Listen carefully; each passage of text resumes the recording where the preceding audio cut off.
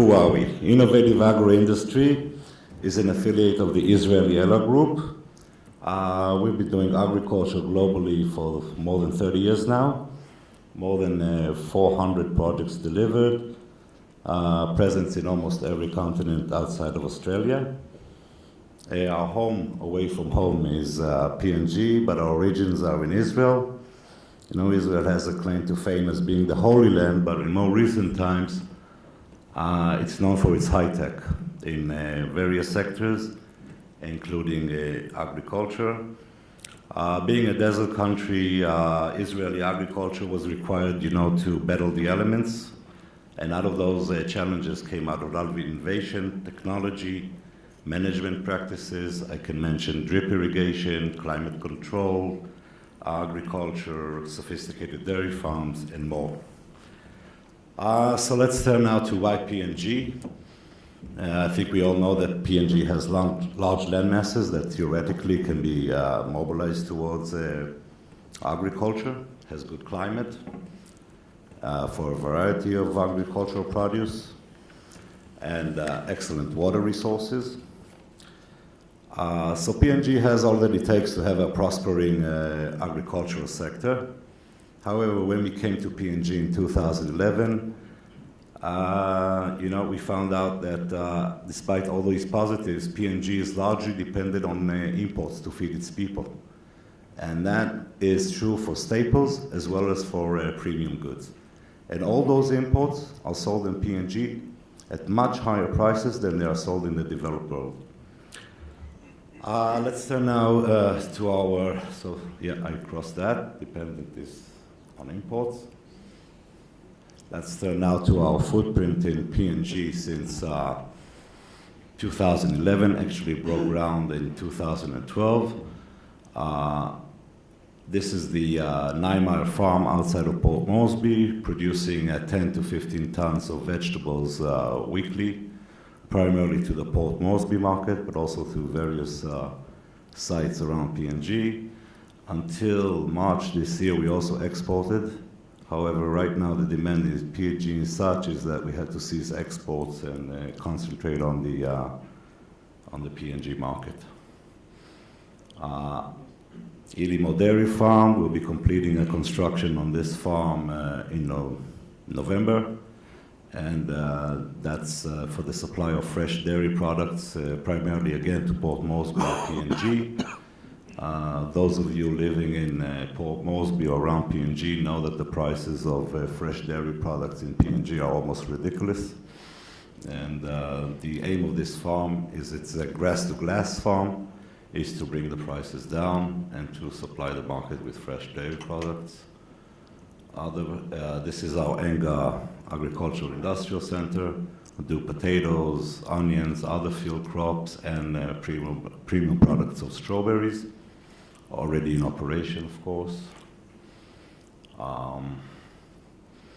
Tauripiwa Agro Center does broilers, that's chicken meat. We're doing about 2,500 chickens a week, supplying the camps around Hela, but also mostly the general population.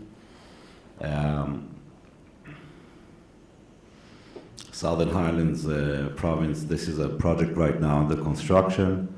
It aims to take the potatoes grown in the highlands and also new varieties and turn them into frozen French fries, which are big imports also into PNG. The Tabo Bill integrated poultry is done in partnership with the mining villages and the Women's Association. Again, supply of eggs and chicken meat to the region. And lastly, the Koroba Agro-Industrial Center in Hela, supplying mostly eggs and vegetables to the resource sector, but also to the general population.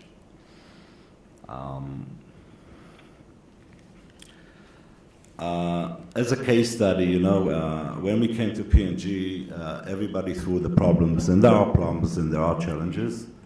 I think by coming where we come from, where others saw problems, we saw solutions. And I think one of those solutions, as a case study, can be shown in the following movie, if it ever shows up.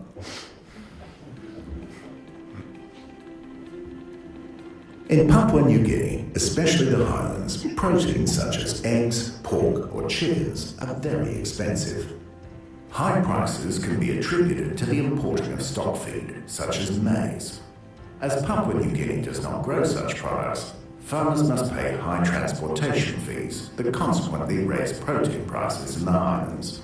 Approximately 70 to 80% of the price of protein is required to cover the cost of animal feed. However, innovative agro industry's protein production is helping to bridge this price gap.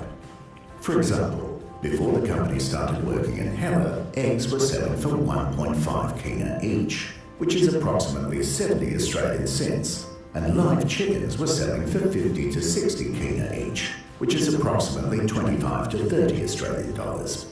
Innovative agro industry has set up nucleus farms in Hela that grow layers for eggs and broilers for chicken meat. In these farms, feed is grown from maize and other ingredients.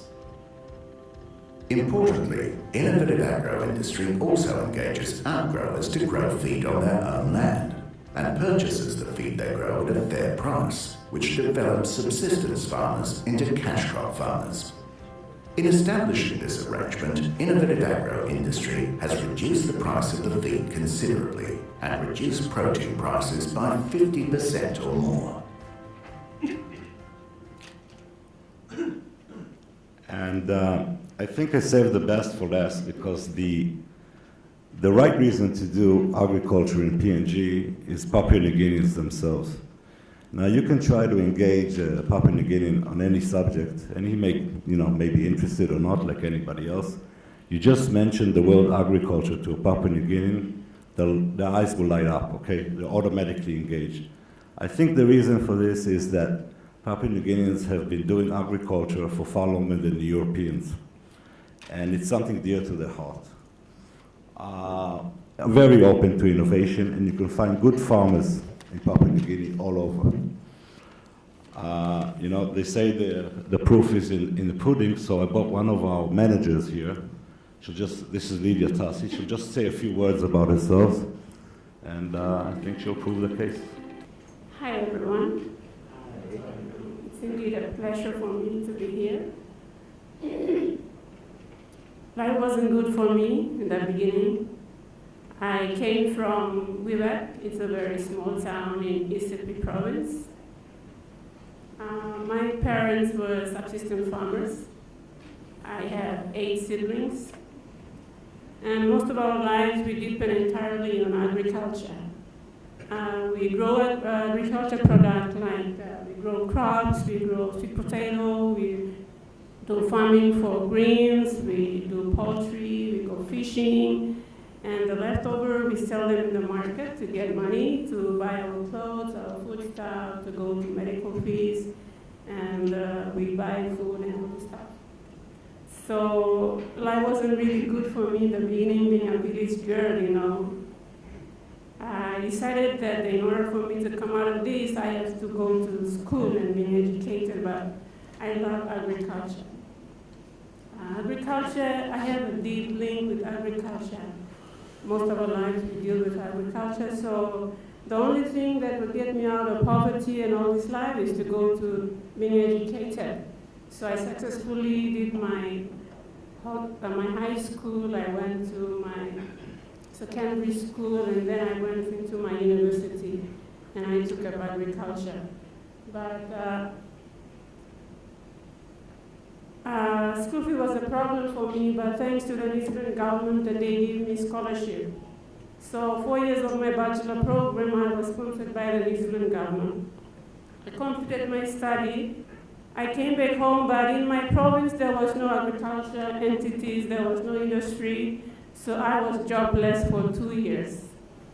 I became a village girl again, going back growing food, going back fishing, going back doing harvesting for sago, and I was in the village for 2 years. What a waste, you go to university and no job. So I decided I have to go to Port Moresby in search for a job. So I told my parents, we have to work hard, we have to go do gardening and do much selling and get some money to pay for my ticket, and I have to go to Moresby. So I came to Moresby. I was also looking for a job, and I heard about Innovative Agro that came on site in PNG. So I applied. And they took me on board. I was working for them in the packing house. And when I was with Innovative Agro, I saw the different technology and the different advanced technology they brought into my country. In my country, we know only how to do traditional farming, where we go backyard farming and all these things. And it was a new technology into my country where we can grow fruits and vegetables in a disconnected media. And using the irrigation system and all these things, I was thinking, wow, I was so keen to learn more about this. So I have to stay with the company and grow with the company and learn all the techniques and everything that they brought into my country. But then I told my bosses that I only got my bachelor. I have to go back and get my second degree to do my master's. So I told my company, my employers, that I want to go back and study. So they told me, you can go and study. You have place again in the company after you study. So thanks to the New Zealand government, they again sponsored me for my 3 years master's program in PNG in Itak.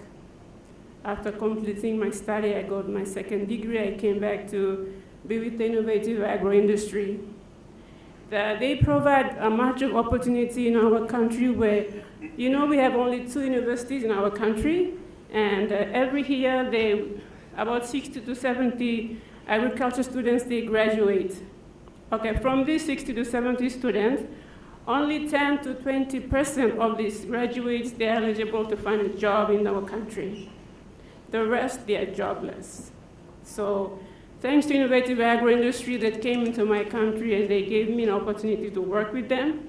And not only that, but they gave me, enhanced my knowledge. They brought in chief agronomist in the company. I was working alongside the farm managers, and I learned a lot from this kind of technology.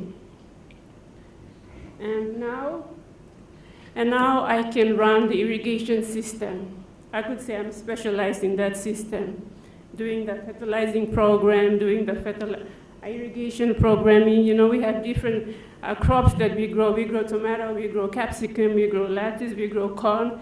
And then they all have different requirements, you know. We have different stages of crops also. They're 1 month, 2 months old, 3 months old, and they require different nutrients and all these things. But I program it, and I learn it, and I master my skills, and now I can do a better job here. However, I was the only one that had that opportunity with some of my colleagues, but other of my colleagues that graduated, they are jobless. They're out in the street. So my passion and my drive is to further my career into getting my PhD, come back to my country, work with them, and go into politics, you know. And being in the agriculture sector where I could really talk with the agriculture minister, you know, these kind of companies coming into our country, we should really look into it and advance it. Every time, like, we are blaming our government not doing this, because I'm as an agriculturist, I'm not doing anything. So I cannot blame my government why the agriculture is not growing in the country, why we have lots of mortality rate increasing, why we have food security problem. It's because the agriculturists like me not doing anything. So who will I blame? I blame myself. That I'm not doing my job as an agriculturist. I have the land, I have the resources, I have people like them coming into my country. I have to now be in the policy making, bringing them into all the provinces in my country, and going into mass production of all the fruits and vegetables. In that way, then we will enhance the mortality rate in our country, enhance the food security, and I think agriculture can grow in our country. Thank you.